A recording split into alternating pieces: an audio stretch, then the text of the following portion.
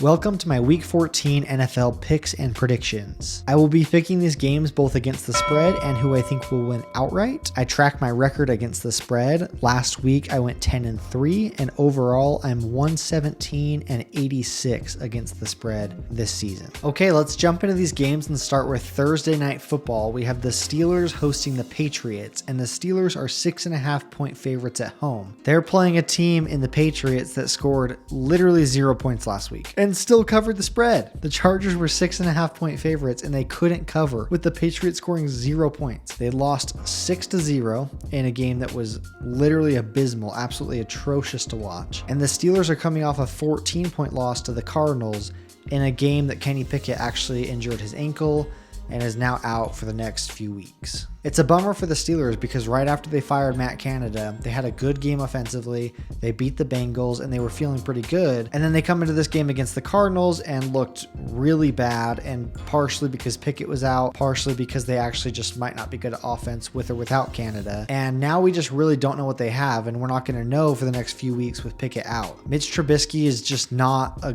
good quarterback, and he has not played well for them. And even though the Patriots have been just, miserable at football, they've scored less than 7 points in 3 straight games. I think they've scored 7 points, then 6 points, then 0 points. So they're averaging like 4 points a game in the past 3 games, which is so bad. But in those games, their defense has surprisingly been like solid, good. And I think the Steelers are really bad. And I think Trubisky is definitely worse than Kenny Pickett. And I cannot bet on the Steelers covering 6.5 with Trubisky at quarterback against a pretty okay Patriots defense. I think the Patriots will score more than 0 points. I think they'll be able to get at least 7 or 10 points, and I don't see Pittsburgh scoring 17 or 20. So I'm going to take the Patriots plus 6.5, but I think I'm going to take the Steelers to win outright. I don't know if they're going to lose to this team. I just don't think they're going to win by a touchdown. So I'm going to take the Patriots plus 6.5, but I'm going to take the Steelers to win the game. Next, we have New Orleans hosting Carolina, and the Saints are favored by 5.5 points at home. I'll tell you right now, this one's honestly a coin flip to me. I don't trust the Saints at all. I don't know if Derek Carr is going to be playing or not, and that slightly changes how I feel about the team, mostly because I know Derek Carr is relatively average, and I think they can put up enough points to probably take care of this Carolina team. Their offense has shown signs of being explosive at times, but just hasn't really been able to do it consistently. But with them fighting for a playoff spot now in that terrible division, like I could see him playing okay, but he is questionable right now. And if Jameis Winston is in there, it's really hard to bet for or against him. You just never know which version of him you're going to get. I could see him coming in there and throwing like 300 yards and 3 touchdowns, or I could see him coming in there and throwing like 4 interceptions. It's really hard to know what you're going to get with him. I didn't think Carolina looked that bad last week against Tampa, but that could also because maybe Tampa was just playing bad as well. But I don't know why. I just keep kind of believing in this Carolina team as not as a good team, but as a team that just hangs around with these below average to average football teams. They kind of stick with it. They usually get blown out against the good teams, but I've said this in the past, like they don't have any real reason to lose. All they're doing is just continuing to try to build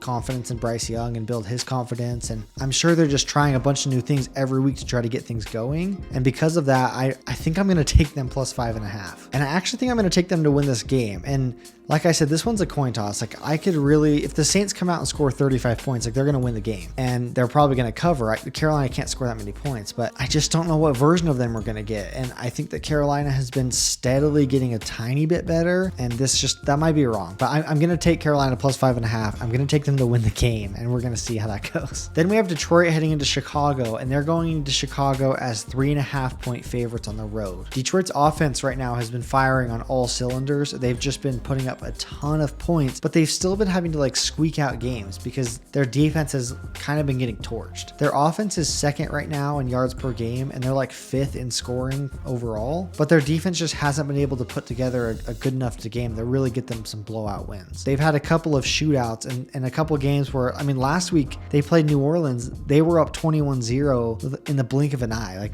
you looked away and they scored 3 touchdowns. There was like 8 minutes left in the first quarter still. And after that, they slowed down a little bit offensively, but the defense allowed still almost 30 points. Like the Saints scored 28 something points. And against the Chargers, they had to score 41 points just to barely win. They've just been having to score a lot, and they've been able to because their offense is really good, but that's just not going to fly in the playoffs. Like they've got to get that tightened up before the playoffs. Their pass defense is the biggest problem right now. They're bottom half of the league in pass defense. My concern is that Chicago doesn't really have a way to attack their really main and only weakness on that team. I know that their last game was relatively close in Detroit and Chicago almost pulled that game off, but I think that Detroit is a better team. I think they have a much better offense. And if their defense can just play remotely okay, I think they can stop Justin Fields from scoring enough points. So for this one, I'm going to take Chicago minus 3.5. Then we have Houston traveling to New York to play the Jets, and Houston is coming in as 6.5 point favorites. Now this is just a crazy situation in New York because Zach Wilson was obviously starting, then he was benched. And not just benched, they kind of spit in his face and moved him to third string. And to me, I find that like they were clearly trying to make a statement, like showing him they didn't appreciate how he was playing. I think it was a little disrespectful. And they bring Tim Boyle in. Tim Boyle's terrible. And they cut Tim Boyle. But before they cut him, they put Trevor Siemian in. They benched Tim Boyle, put Siemian in. Siemian was terrible. Then they cut Boyle. And now they're going back to Zach Wilson and asking him to start. And I just find it a little bit funny. Like I don't think Zach is like a great quarterback, but I think it's funny that the Jets organization is like, they were trying to say something with that third string. Like, when they demoted him that low, it was kind of a kick in the teeth. And to see them crawling back to him now is hilarious. And I know there's reports that he was like reluctant to start. I don't know if that's true or not. I could honestly see it. Like, he's probably like, F you guys. Like, I'm going to be on a different team next year. I don't want to risk getting hurt just for this organization. But at the same time, if he can come in and show some sort of life and play decent, like it maybe ups his odds of getting on a different squad next year. But I think that relationship is severed. Like, I have a hard time believing they are going to work together in the future. And I was for sure going to take Houston minus 6.5 until they announced he was starting. And now I'm questioning it. Like,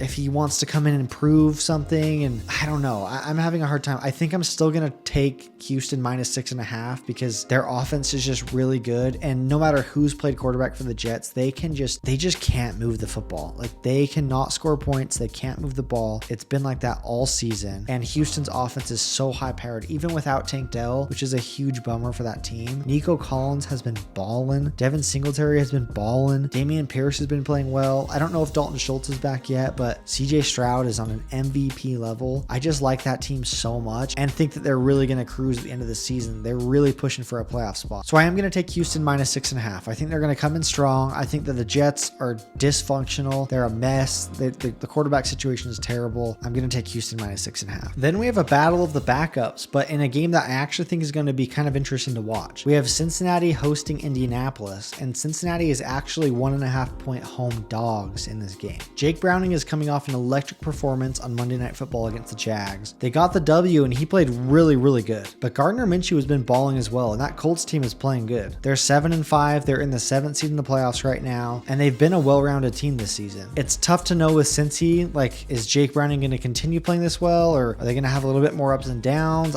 It's really hard to say, and this is a really hard game to pick, but I think I'm going to take Cincy at home plus 1.5. Home dogs. In Jake Browning's first start against the Steelers, they literally couldn't run the ball at all. I think Joe Mixon had like 16 total rushing yards, and they ended up losing that game. But against Jacksonville, they had almost 500 total offensive yards, and they were really able to get the running game going, so the offense was more balanced. And I think if they play like that, they're really going to be a good team. I don't know if Jake Browning really needs to have a game that good every time, but against the Colts, I think he'll play good enough, and I think if Mixon can get going, they'll be fine. I think they're going to cover plus 1.5, and I think they're going to win the game. Then we have Cleveland hosting Jacksonville as 1.5 point favorites at home. Jacksonville obviously is without Trevor Lawrence. He got injured in their game against the Bengals last week. Super unfortunate for them and him. They were looking like they were going to compete for that 1 seed, and now without him for a couple games, I don't know, they could go from a first round bye to a road wildcard game in the first round. Like, the shift that can happen in this league is crazy, and in just a few games could really alter the way that the rest of their season looks. Hopefully Trevor Lawrence is able to come back as soon as possible, because that team's really fun to watch. But against this Browns team, I just don't think they're going to be able to score enough points to keep up with them. Joe Flacco really didn't look that bad last week. And the thing I like about him, like even though he's coming in as a backup and he's obviously not as good as he used to be, but at least he just comes in firing and he doesn't look scared and he's actually throwing the ball downfield. He threw the ball like 44 times and he's not just checking it down and handing it off and playing hesitant and nervous. That could screw you if he plays bad, but he looked okay. And I think that Jacksonville's really going to struggle to put points on the board. And I think Cleveland's defense is really, really good. So as long as Flacco can just get something going, like score a few points, get 17 or 20 points, I think they're going to be fine. I think they're going to win the game and obviously cover 1.5 at home.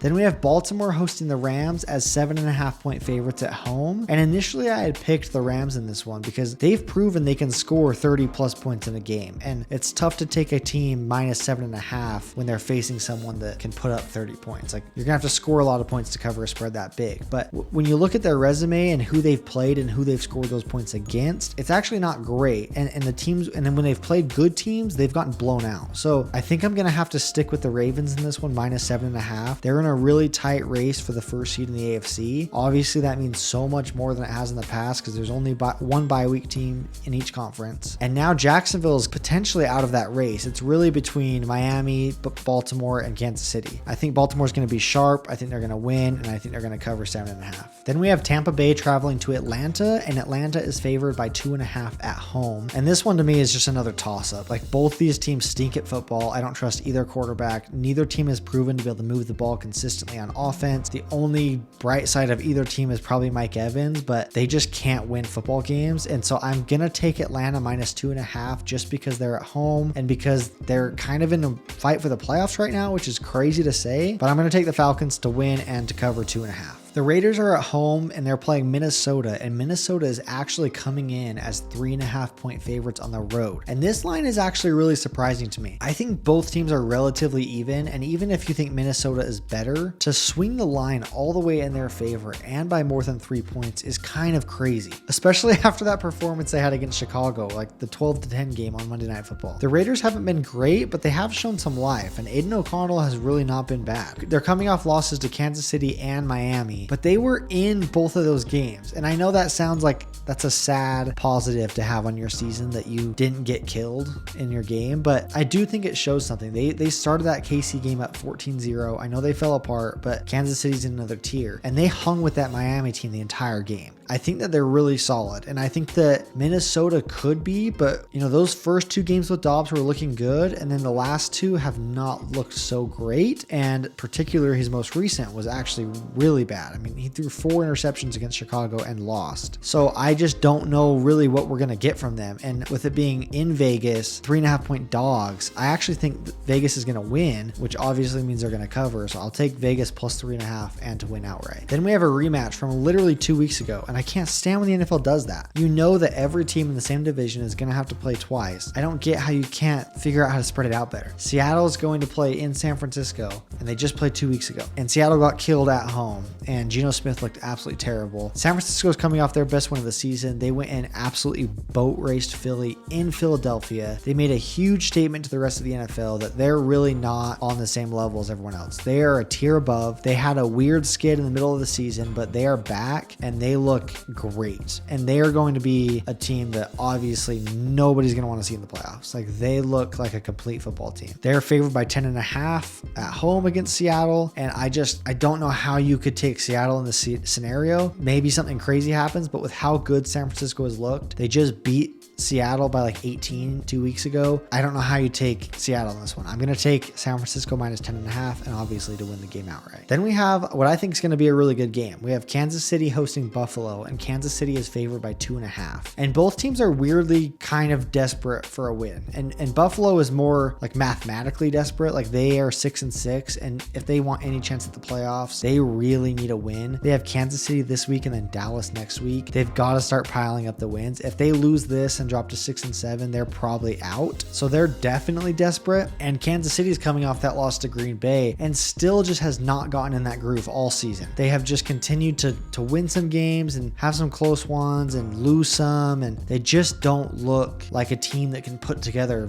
4 straight wins or 3 straight wins in the playoffs. So I think that they're looking to like get some momentum and as a team like get back on the right track, but I think Buffalo needs it more. I keep wanting to take Buffalo because they're more desperate and they keep disappointing me, but if you look at the rosters, I know Casey's defense has been playing good, but their lack of depth at the receiver position has been relevant all season, and still it's just not solved yet. And I can't believe I watch Chiefs games and don't just automatically feel like Patrick Mahomes is going to win the game. Like, it's a weird spot to be in, but they do not look the same. And like I said, Buffalo needs it so bad. So this will be the last time I'm going to put faith in Buffalo, but I really think they're going to win this game. I think they need it so bad. They're coming off a bye week. They got some new energy. I don't know, but I'm going to take Buffalo plus 2.5, and I'm going to take them to win the game. Then we have an AFC West matchup with Denver traveling to LA to play the Chargers, and the Chargers are 2.5-point favorites at home. And I have continued all year to stay optimistic about the Chargers team. I am like every week just blown away at how bad they look, and then look at their roster, and then we go to the next week and I'm like, they can't actually be that bad, right? Like, they can't. Eventually they have to play good, and then they don't. And that